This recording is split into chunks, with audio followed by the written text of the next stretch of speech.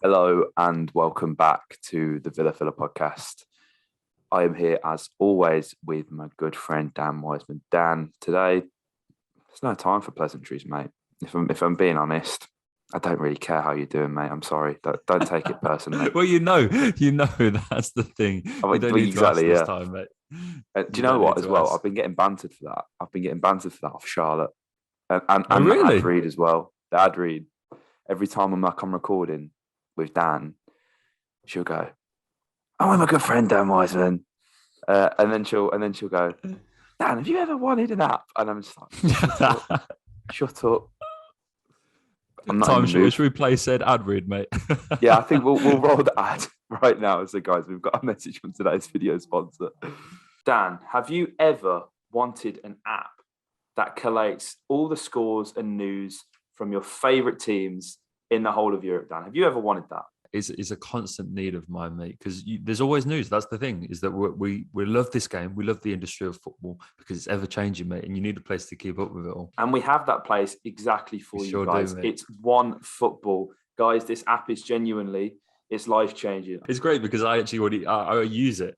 So it's great because it's where I pull the stats from for the podcast. So it's like there's all that new stuff as well, but you can track all of the players' stats from like across Europe for all the different leagues, for continental football as well. It's a dream. It's a dream. And the best part, mate, is it's free. It's free, and guys, it would help support the channel massively if you check that OneFootball using the link in the description down below. We promise you guys won't be disappointed. Yeah, guys, please, if anything, if you haven't checked out OneFootball, make sure you do so. It really helps Dan and I out a whole bunch. You don't understand how much you guys clicking that link and downloading really helps us actually able to kind of run this podcast because we do this for free. Pay my rent. Exactly. And pay my rent. So do you want Dan to be homeless? Do you want either to be homeless? Listen, I'm one bad tweet away from getting fired at any point. And you guys have to download OneFootball. That's all I'm saying. 100. I'd rather talk about OneFootball for another 10 minutes, Dan. Do you want to start with the good news or the bad news? Because good news? There are. Well, I think we need to give JJ and Coutinho their flowers. Wow. I think because, inevitably this game will be drawn to the negatives because, we threw away a 2-goal lead and the defensive side of the game was poor. But all of that aside, let's just, because they deserve the credit. So let's give these guys their time because that link up is becoming something truly wonderful to watch. And they were let down today is the fact of the matter. JJ and his 2 goals, it feels like his goals come with a caveat almost now. You think the one at Leicester was chalked off. The one at Arsenal was a worldie, but it was a consolation. That Norwich one obviously stands out, but these two as well, unfortunately, a great performance, which will only be remembered for one thing, which is the way that they should have capped off a wonderful 2-goal, at least lead, at least, but they haven't, mate, because they were let down. But before we get into why and how, I think we just need to say that what those guys did in the space of just 13 minutes, mate, was glorious. Hey, it was, and again, it's still like a very, very much a pinch me moment that Philippe Coutinho is donning claret and blue. I still can't quite believe it. I think the thing is, like, the ability's always been there with JJ, and that's really important to preface. And having Coutinho in our team, in our side, it is elevating what is a fine young footballer. Jacob Ramsey is doing things at 20 years old that a certain Joe Grealish wasn't even capable of. This guy still couldn't even get out of fucking bed at 20. He was still playing in the soccer sevens, mate, in Hong Kong. That's the thing. That's the thing, man. And they are two very different players. It's really important for me to preface that. But just what Jacob Ramsey does with a football, it just gets me going. It really does. He's fantastic at 20 years old. Wow. I mean, he didn't make the full 90. He was subbed, obviously, but 83% pass accuracy, only won one duel today, 4 interceptions, 2 goals, made 1 tackle, 2 of his shots were on target. So, 100% conversion rate, 42 touches. Do you know what? He scored 2 goals. It's the only good thing to talk about, really. It's the only shining light from that game. And, if I'm being super critical, like I feel like we have to be after that game, still left a little bit to be desired defensively, which is something that usually I am, I'd say, more than satisfied with what JJ offers to the side defensively. You'll always hear me come on here and praise him for making tackles and interceptions and winning the ball back in Villa's own box. The midfield today, Dan, for me, let the defence down big time. And there is a discussion to be had about the defence, which we will get onto, as it seems like the whole timeline has been having that discussion. But like John McGinn, where was this man? Where was he, Dan? Douglas Luiz as well. And Jacob wasn't there defensively. Who was our 6 today? Could enlighten me, please. Yeah, mate. It was it's why I wanted to top the podcast talking about Coutinho and Ramsey and what they did going forward, because it's the only time we're going to be able to get it in. JJ, as I said, that link up is brilliant, but there's 2 sides to it. And he got one half so right. And I really do. I don't want to make this like completely doom and gloom, because that's not what we do, mate. Even in the most adverse of circumstances, we always try and find a glimmer of hope. To you guys that are listening, to the utmost respect, as always, to want to put yourself for another round of conversation on this game. So at least I want to try and give you something positive to take away, and it is that JJ and Coutinho link up. And what I love about Ramsey, before I go on to what wasn't there in that midfield game today from all 3 of them, it's just like, like we use this term in football, right, where you're like, oh, I love him because he runs at defenders, right? And that can be used very loosely. It can mean that you sort of run in the general direction, you try and slalom around defenders. We could use it very accurately, Jacob Ramsey, because he runs at defenders. I don't know too many football players. He just runs in a straight line. There's so many. It's such a rare thing, and you sort of watch it and you realize how rare it is in football. In that JJ doesn't really take men on, like he doesn't slalom out. There's no step overs. He doesn't drop the shoulder and like pass the ball around it. Like he will just run straight at a back 4, straight past midfielders. And it's so rare. You sort of like, wow, like that. It doesn't happen in today's day and age. So yeah, I love that about JJ. But yeah, man. Right, now let's begin the autopsy. Midfield completely absent. John showed like flashes, and I do mean flashes, of what we needed him to do today. But that's what they were at best. Douglas, I don't actually remember him doing much at all, really. Just a complete misfire on his part.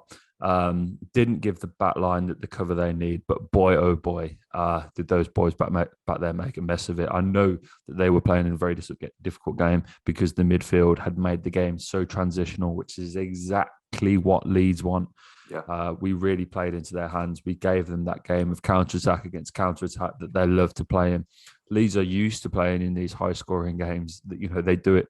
But everyone, all the neutrals, they always get excited to watch Leeds. All the pundits say, oh, they'll get it, because these are the games that they thrive in. They make the games into these difficult ones where it becomes just constant attack against defence. And not more often than not, because of the manager that Marcelo Bielsa is, they fare pretty well.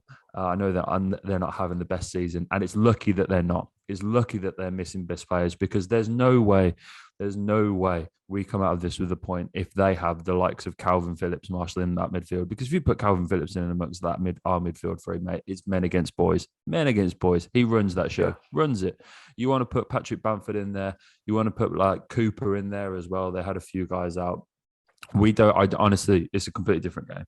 So we're lucky that we're playing the Leeds of this year, not last year, because the scoreline may well have been pretty similar to the one it was last year. But yeah, man. Yeah, I think I messaged you during the game, mate. During the game, and long have we been? I feel like with the final pillar of Rome that hasn't fallen yet, where it comes to Tyrone Mings. With this one podcast, I feel that we're the only Villa fans on the planet to back Tyrone no matter what. And I always do it, mate. And I've had some pretty heated arguments with mates who are like, no, mate, no, you've missed the mark. And I always back Name up and Ty. shame. Yeah, mate. Mate. I haven't got the time. If you, I follow about 600 people on Twitter. If you're happy to sit here and let me list all of them, I can do that, but I won't. But today it felt really, really hard to do that, mate, because in all three of the goals, he's played a part, and I'm not going to say he's to blame because Ezri Konsa has not covered himself in glory tonight. We will come on to that. But boy, oh boy, does Tyrone Mings make it hard to defend him sometimes.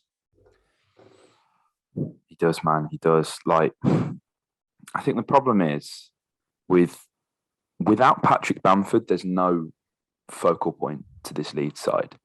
And the way that they approach this game with a false nine, as you will, with Dan James there, a player who I absolutely lambasted in the car on the way. Dan James ain't shit, he's this, he's that. Of course he was going to score, and of course he scored a brace. So many apologies, guys. That's all my fault. But nobody knew the men. Like nobody really had managed to kind of pick out who they were meant to be with, and then I think that led to so much confusion. We're having defenders dragged about here, there, and everywhere. For the first goal, Tyrone is following Dan James, and I think also what really disappointed me today was it was too late. Villa realised that they had to suffocate Leeds, and just as they're about to lay a ball off, there's all of a sudden three Villa players around them, which then of course means that there's two men free for that pass to perfectly fine, and that was the case so often. Konsa and Mings, they got played with today. I've never seen Ezri Konsa get messed about like that, and we need to talk about Ezri as well because it's not very often you really hear anyone say a bad word about him. And it's funny, a few weeks ago, Jamie Carragher made a tweet and he got a lot of stick from Villa fans. And do you know what? At the time, I kind of agreed with him. He said, every time Villa concede a goal, Ezri Konsa's always pointing the finger. And do you know what? Today, more often than not, I was pointing the finger at Ezri. I thought it was an uncharacterly poor performance from him. But I'm going to read off a few stats about Mings because I'm disappointed. I mean, 74% pass accuracy, I'm sorry, is nowhere near good enough. Nowhere near good enough. He played 8 long balls, one of which was accurate. Managed a shot on target. He won all 3 of his ground duels. Won 4 of his 5 aerial duels, which is the stat I have a lot of time. I don't believe that. I'm really struggling to come to terms with that. And lost possession 11 times. That is your centre back. That is your captain. That is your person who, out of the let's be honest, out of the pair, Tyrone is the ball player.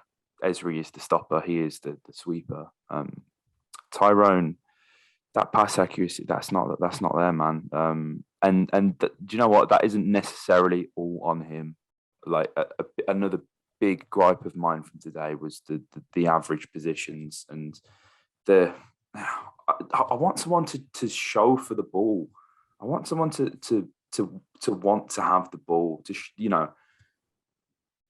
There was none of that today, Dan. There was none of that. It felt like we were happy being marked by the Leeds players, and more often than not, that did lead to Tyrone just hoofing it up. So I will concede that with some context there, that isn't entirely his fault. I don't know. I don't think that there was the guile, the bite, the determination that there needed to be when you're playing against a side that does murder ball in training like 5 times a week, like Leeds. And it was too late. By the time Ashley Young came on, somebody who I felt a lot of people in the ground probably thought, well, this doesn't make a lot of sense. We're still chasing a game here. But to bring Ashley on was 100% the right decision for me, Dan, with the experience and not only that, but just sort of he had that aggression and tenacity and bottle that nobody else had today. Nobody had it. Like, I don't really want to like hang out Carney to dry or anything like that, or Chambers, because like Chambers didn't really do anything.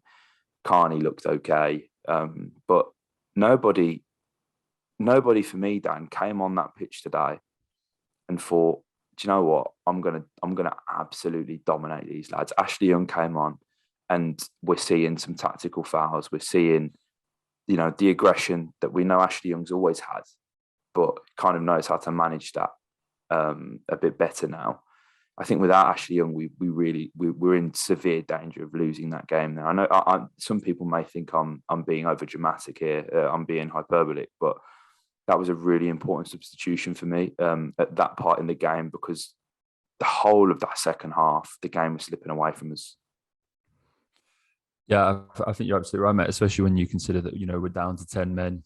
And Ashley's come on and provided real value in games. You know, I often think back to the Brighton game, you know, where he came on and played a real vital part in Watkins' goal. And boy, oh fucking boy, is he another part of discussion. Jesus Christ, what has happened to him?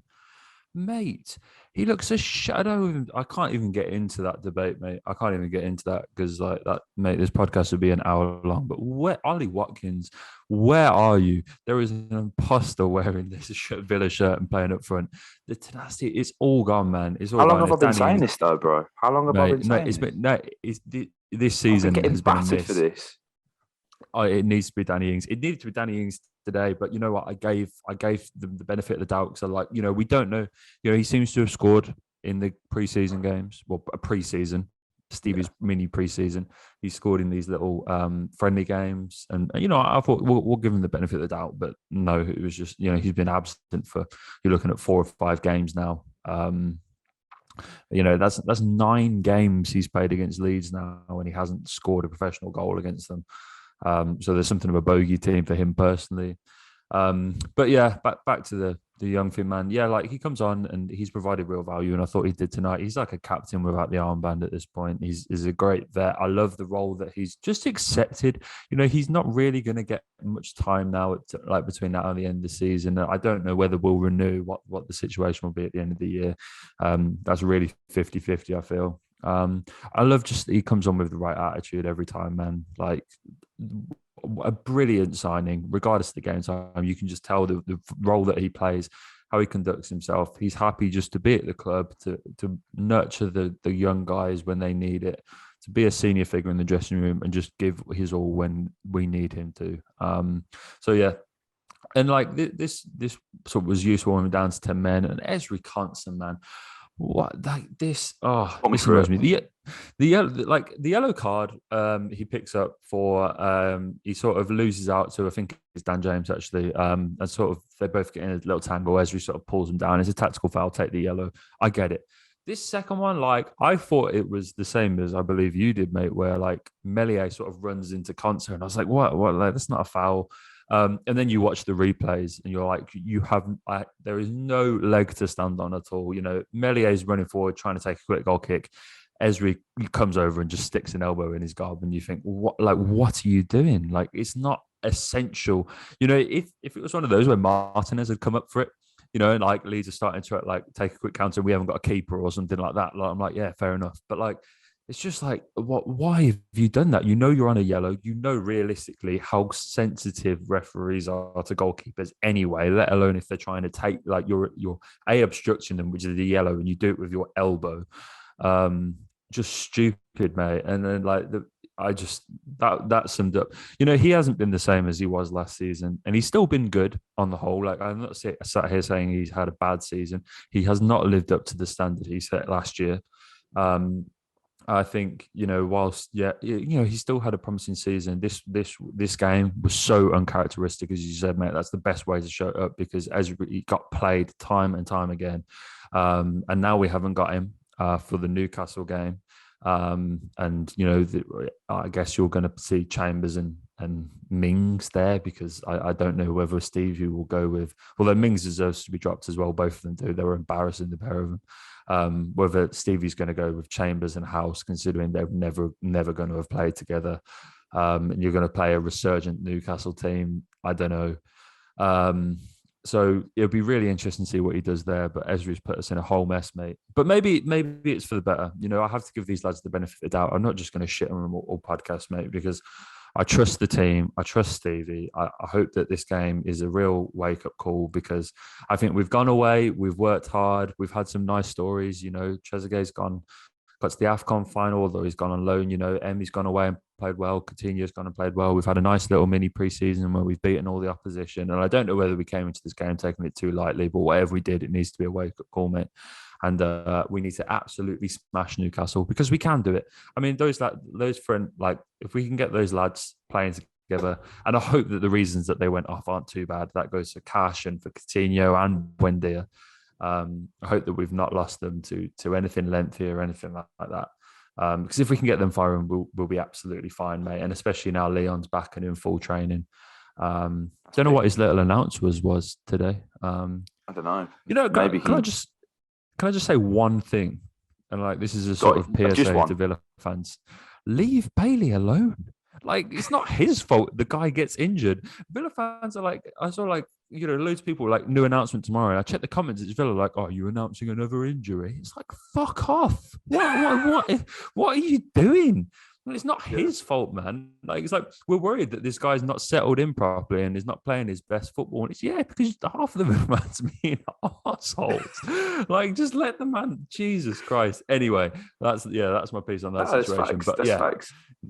It's the same with Matt Target as well. I know we spoke about it with Aaron, and we kind of have our opinions on the whole Target situation, but you can't be annoyed at a player who you have unceremoniously called shits the whole season, leaving at the first given opportunity. You have to understand that.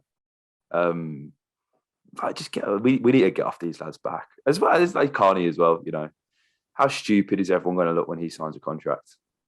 How fucking stupid.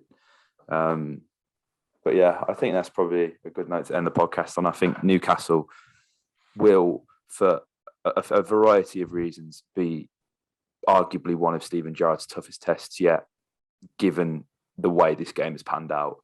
And as you say, there are many resurgence, mate. That win against Everton is absolutely massive for the bottom of the table. Wow, Everton are really looking in a bad place right now. But Newcastle, I don't know. I don't really know what to expect, if I'm being completely honest. There'll probably be a preview for that, guys. So keep your eyes out on the channel for that one. And if you haven't already checked out OneFootball, make sure you do so. It would really help out Dan and I. Use the top link in the description, and make sure you're staying up to date with all the football news you guys could ever need. So that's it. So yeah, if you enjoyed, hit a like, comment your thoughts on this, and if you've made it all the way, let us know, because honestly, right. Thing is, right, we've got just over 5,000 subscribers, which is mental. And don't worry, shirt giveaway will be announced in the preview. I haven't forgot. We've got 5,000 subscribers, right? The only ones I care about, genuinely, are the ones who watch these ones when we lose. You guys are the real MVPs. You guys are keeping the lights on. You're keeping this little desk lamp on right here. So yeah, you guys mean the most. Of the Villa.